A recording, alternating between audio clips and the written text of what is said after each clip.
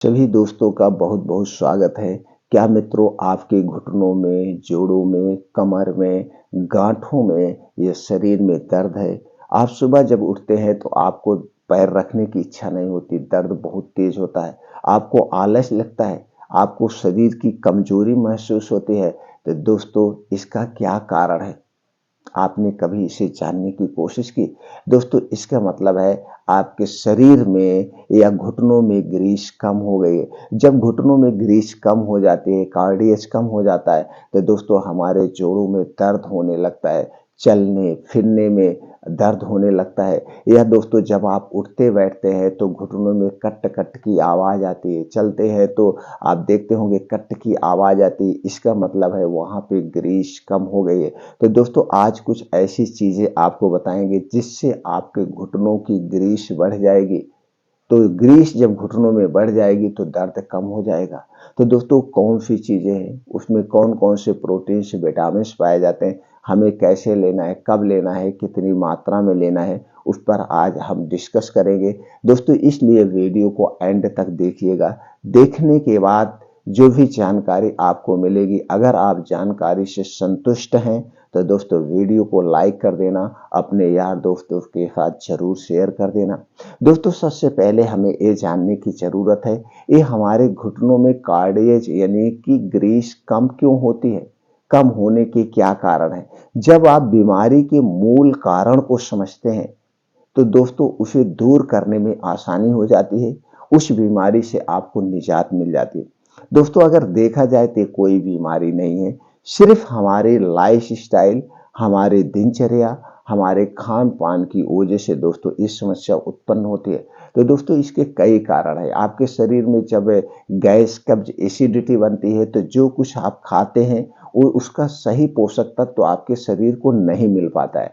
तो गैस कब्ज एसिडिटी आपको ना हो, तो गैस कब्ज एसिडिटी को बढ़ाने वाली जो चीजें हैं आप उनका सेवन मत करिए।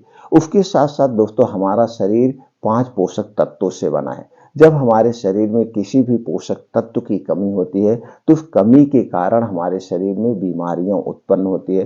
तो उस कमी को पूरा करने के लिए आपको अच्छी डाइट लेना पड़ेगा। जैसे खाने में हरी साग सब्जियां शामिल करिए। इन सब में दोस्तों ग्रीस बढ़ाने वाले पोषक तत्व प्रचुर मात्रा में पाए जाते हैं, जैसे calcium, iron, vitamin D, vitamin A, यानी सभी तरह के पोषक तत्व पाए जाते हैं। तो ज्यादा से ज्यादा मात्रा में आप डेली मौसम के हिसाब से हरी साग सब्जियों का सेवन करिए। कुछ बीन्स होते हैं दोस्तों, उन्हें अंकुरित करके आप खा सकते हैं। और कुछ ड्राई फ्रूट्स होते हैं जो कि घुटनों में ग्रीस बढ़ाने का बहुत अच्छे ढंग से काम करते हैं। तो कुछ ड्राई फ्रूट का सेवन करिए। और दोस्तों, अपने खाने में कुछ डेयरी प्रोडक्ट जैसे दूध, दही, ये जो घर की चीजें हैं, घी, ये जो घर की चीजें हैं, ये बाहर की चीजें नहीं, घर की आप शामिल करिए। इन सब में दोस्तों सभी तरह के प्रोटीन विटामिन पाए जाते हैं। इसके साथ साथ दोस्तों कुछ आपको अवॉइड करना पड़ेगा, जैसे बाहर का पिज्जा, बर्गर, ये तली भुनी चीजें हैं, ये जिन चीजों से बनता है वो चीजें हमारे स्वास्थ्य के लिए हानिकारक है। दोस्तों, बाहर का आप पिज्जा बर्गर खाते हो, किससे बनता है? मैदे से बनता है, चीनी डाली जाती है और कुछ इसमें ऐसे बेस डाले जाते हैं जो हमारे पेट में जाके गैस कब्ज एसिडिटी को बढ़ाते हैं। तो इसे मत लीजिए। चीनी, जितने भी चीनी के प्रोडक्ट हैं, चीनी जल्दी से डाइजेस्ट नहीं होती और ये दोस्तों हमारे पेट में बहुत काफी देर तक पड़ी रहती है।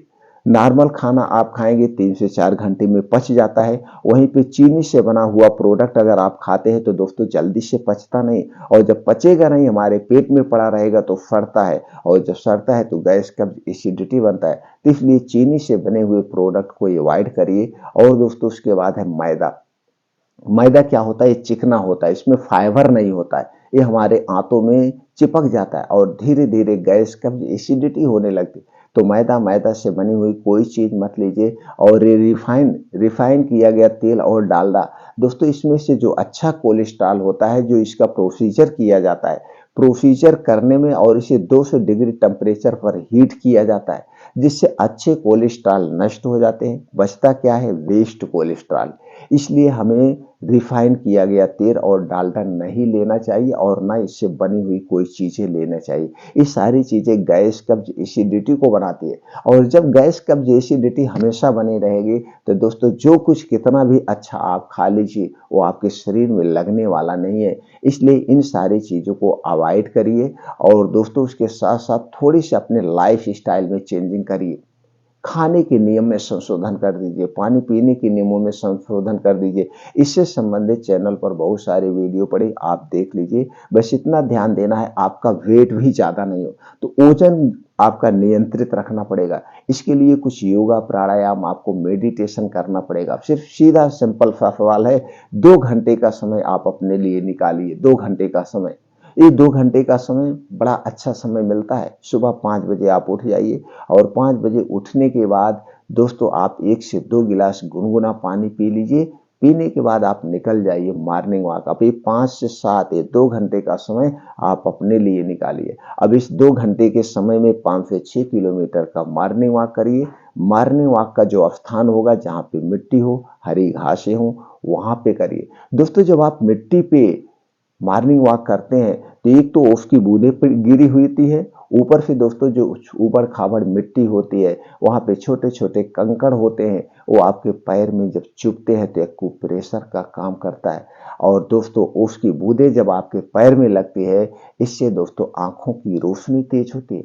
और ये जो 5 से 6 किलोमीटर का मॉर्निंग वॉक है आप अपने शारीरिक क्षमता के अनुसार है, आप 15 के हैं, 85 के हैं, माने नहीं रखता है। आप अपनी शारीरिक क्षमता के अनुसार तेज चल के दौड़ लगाइए। इसे आधे घंटे में कवर करने का प्रयास करिए। दोस्तों जब इसे आप आधे घंटे में कवर करते हैं तो आपके शरीर में ब्लड फ्लो बहुत तेज होता है, नॉर्मल से 10 गुना ज्यादा तेज हो जाएगा और जितने तेज आपके शरीर में ब्लड फ्लो होगा उतने तेज दोस्तों ब्लड सर्कुलेशन तेज हो जाता है और आपके शरीर में गर्मी होगी, पसीने के माध्यम से दोस्तों आपके शरीर में जो वेस्ट पदार्थ हो बाहर हो जाएंगे। मॉर्निंग वॉक कंप्लीट हो जाएगा, वहीं बैठ के कुछ योगा करिए, एक्सरसाइज करिए, मॉर्निंग वॉक करिए।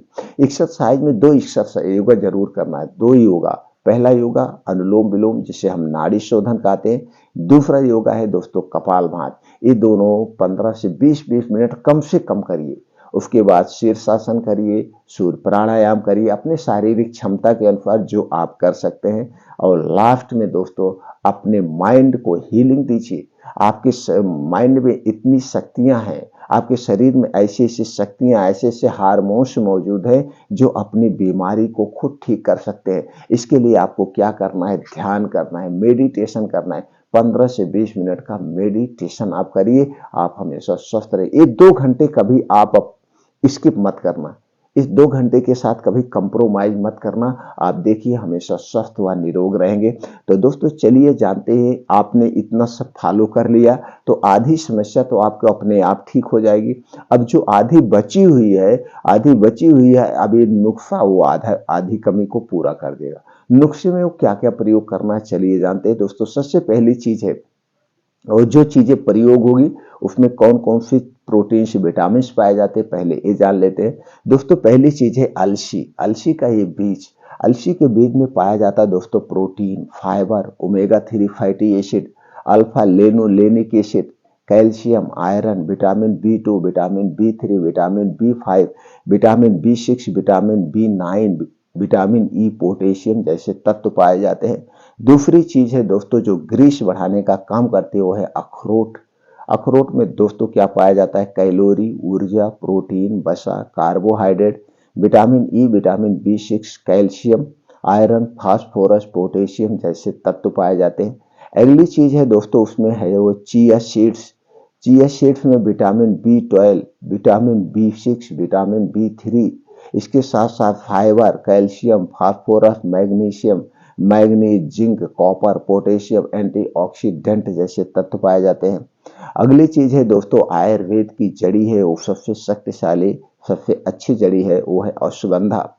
अश्वगंधा में दोस्तों एंटीऑक्सीडेंट, ये लीवर टॉनिक का भी काम करता है, anti inflammatory, antibacterial, anti stress, protein, vitamin C, vitamin E, vitamin B2, vitamin B6, vitamin B12, calcium, fibre, iron, phosphorus जैसे तत्व पाए जाते हैं। अगली चीज है दोस्तों है मेथी दाना। मेथी दाना में calcium, magnesium, potassium, sodium, zinc, phosphorus, folic acid, vitamin A, vitamin B, vitamin C, vitamin B two, vitamin बी6, fibre, protein, anti inflammatory, antioxidant, anti diabetic गुण पाए जाते हैं। दोस्तों इनका हमें सेवन कैसे करना है, चलिए वो मैनेज करते हैं। आपको रोज सुबह लेना है मेथी दाना। कैसे लेना है, आपको 1 चम्मच लेना है मेथी और इसे किसी मिट्टी के बर्तन में आपको भिगोना है। दोस्तों ध्यान दीजिएगा, मिट्टी के बर्तन में ही भिगोना है, क्योंकि मिट्टी में ऐसे तत्व पाए जाते हैं जो मेथी में विषैले पदार्थ हैं, मेथी के में जो गर्मी है उसे अपनी तरफ अवशोषित कर लेते हैं। इसे हमें मिट्टी के बर्तन में भिगोना है। कितने पानी में, आधा कप पानी में। आधा कप पानी में 1 चम्मच मेथी दाना रात को भिगोइए और सुबह जब आप योगा, प्राणायाम, मेडिटेशन करके आएंगे तो दोस्तों पानी पी लीजिए। पानी पीने के बाद ये जो मेथी दाना है इसे चबा चबा के खा लीजिए। बस इतना ध्यान देना है, मेथी दाना खाने के 2 घंटे बाद तक आपको कुछ नहीं खाना पीना है। 2 घंटे तक आपको कुछ नहीं खाना पीना है, इस बात का आप ध्यान रखेंगे। अब दोस्तों आपको घर पे एक पाउडर बनाना है। चलिए जानते हैं दोस्तों पाउडर कौन सा है। इसके लिए आपको लेना है अलसी का बीज। अलसी का बीज लेना है 50 ग्राम, अखरोट लेना है 50 ग्राम, चिया सीड्स लेना है 50 ग्राम, अश्वगंधा लेना है 50 ग्राम। अब दोस्तों अलसी को हल्का सा आपको भूनना है, इतना ध्यान दीजिएगा। अलसी को 2 ही तरीके से खाया जाता है, या तो भून करके या तो फिर भिगो करके। बाकी कच्ची अलसी कभी मत खाना, इसमें कुछ ऐसे तत्व पाए जाते हैं जो हमारे स्वास्थ्य के लिए हानिकारक है। तो यहाँ पे आपको अलसी के बीज को हल्का सा भुनना है, चिया सीड्स को भी हल्का सा भुनना है। दोनों को भून करके आपको पाउडर बना लेना है और अश्वगंधा का पाउडर, ये सारी चीजें आपका पाउडर बन गया। पाउडर बनने के बाद एक में आपको मिला देना है। अब या तो आप 50-50 ग्राम ले लीजिए, चाहे 100-100 ग्राम, यानी कि इक्वल मात्रा होगी, बराबर मात्रा में आपको लेना है। अब पाउडर बना के इसे किसी कांच के बोतल में आपको रख देना है। कांच की बोतल में आप इसे रख दीजिए। अब इसी में से 2 चम्मच आपको सुबह शाम लेना है, 1 गिलास दूध के साथ। सुबह शाम खाना खाने के बाद 2 चम्मच पाउडर और 1 गिलास दूध के साथ लेना है खाना खाने के 1 घंटे के बाद, और इस दूध को पीने के 1 घंटे के बाद रात में सोना है और सुबह तो आप काम करते हैं। यानी कि सुबह शाम 2 चम्मच पाउडर, 1 गिलास दूध खाना खाने के 1 घंटे के बाद आपको लेना है। कितने दिन तक लेना है दोस्तों, 3 महीने तक। 3 महीने जब आप इसका सेवन करते हैं तो आपके जोड़ों में जो मतलब ग्रीस कम हो गई, वो ग्रीस बढ़ाएगी। उसके साथ साथ आपके शरीर की जो भी कमजोरियां हैं वो कमजोरी दूर कर देगी, क्योंकि इसमें जितनी चीजें मिली हैं सर्वगुण संपन्न है। तो दोस्तों इसका सेवन आपको करना है और ये सारी समस्या से निजात पा जाएंगे। दोस्तों आपको डेली एक सलाद खाना है, जैसे कि हम हर एक वीडियो में बताते हैं, सलाद हमें जरूर खाना चाहिए और सलाद हमेशा खाना चाहिए। बस सलाद खाने के नियम हमें पता हो और सलाद में कौन सी चीजें हमें लेना है। तो दोस्तों चलिए वो जान लेते हैं सलाद खाने के नियम के बारे में। सलाद जब भी खाइएगा दोस्तों उसे दिन में खाना चाहिए, सलाद को रात में नहीं खाना चाहिए। सलाद खाने के 1 घंटे पहले और 2 घंटे बाद तक हमें पानी नहीं पीना चाहिए। सलाद दोस्तों हमें खाना के साथ नहीं खाना चाहिए, खाने के स्थान पर खाना चाहिए। जिस टाइम आप सलाद खाइए उस टाइम खाना मत खाइए। हमें एक दिन में कितना सलाद खाना चाहिए, जितना आपका वेट है, वेट का 5% आपको सलाद खाना है। जैसे आपका वेट 50 किलो है तो उसका 5% यानी कि 250 ग्राम। अगर आपका वेट 60 किलो है तो उसका 5% यानी 300 ग्राम सलाद आपको डेली लेना है। अब दोस्तों चलिए सलाद खाने के नियम तो आप जान गए, अब चलिए ये जानते हैं सलाद में कौन कौन सी चीजें होंगी। दोस्तों ये सलाद में जितनी चीजें मैं बता रहा हूँ ये सारी चीजें आपके स्वास्थ्य के लिए उपयोगी है, आपके स्वास्थ्य को बनाए रखेगी। दोस्तों इसमें आपको लेना है गाजर। मित्रों आप जानते हैं गाजर सर्वगुण संपन्न है। गाजर में सभी तरह के प्रोटीन्स, विटामिन पाए जाते हैं। दूसरी चीज है चुकंदर। चुकंदर दोस्तों आयरन का खजाना है, आपके शरीर में कभी भी खून की कमी नहीं होने देगा। आपको लेना है गाजर, चुकंदर और इसी के साथ में लेना है टमाटर। टमाटर लाइकोपेन का प्रमुख स्रोत है दोस्तों, जो बालों को झड़ने, बालों को पकने से रोकता है। इसके साथ साथ आपको लेना है प्याज। प्याज हमें रोज खाना चाहिए। प्याज आंतों के कीड़ों को मारती है। इसके साथ साथ दोस्तों कैल्शियम प्रचुर मात्रा में पाया जाता है, हमारे पाचन तंत्र को स्ट्रांग बनाती है। पुरुषों के लिए प्याज तो अमृत के समान है। प्याज लेना है। और मूली, मूली दोस्तों थायराइड से रोकती है, पाचन तंत्र को इम्प्रूव करती है। इसके साथ साथ इसके बहुत सारे फायदे आपको लेना है, समझ गए। गाजर, प्याज, मूली, चुकंदर, टमाटर, और इसमें दोस्तों लेना है आपको अदरक। 3 से 4 इंच का एक टुकड़ा अदरक लेना है। अदरक दोस्तों हमारे स्वास्थ्य के लिए, पाचन तंत्र के लिए बहुत जरूरी है। इसके में लेना है दोस्तों लहसुन, 3 से 4 कली आपको लहसुन लेना है। और भुना हुआ जीरा पाउडर आधा चम्मच डाल दीजिए। हो सके तो दोस्तों आपको अगर मिल जाए तो हरी धनिया की पत्ती 2 चम्मच, और पुदीना के 7 से 8 पत्ती लेकर के अब भाई आप अपना सलाद एक प्लेट तैयार कर लीजिए अपने ओजन के हिसाब से। अपने ओजन के हिसाब से एक प्लेट सलाद तैयार कर लीजिए। अब आप इसमें स्वादानुसार इसमें काला नमक डाल लीजिए। अब आपका एक प्लेट सलाद रेडी हो गया। इसी सलाद को दिन भर में एक बार आपको खाना है। अगर इस सलाद को आप खा रहे हैं तो इससे क्या फायदे होंगे दोस्तों, आपके शरीर की रोग प्रतिरोधक क्षमता बढ़ेगी। आपके शरीर में जो वात पित्त कफ पाया जाता है उससे बैलेंस करेगा।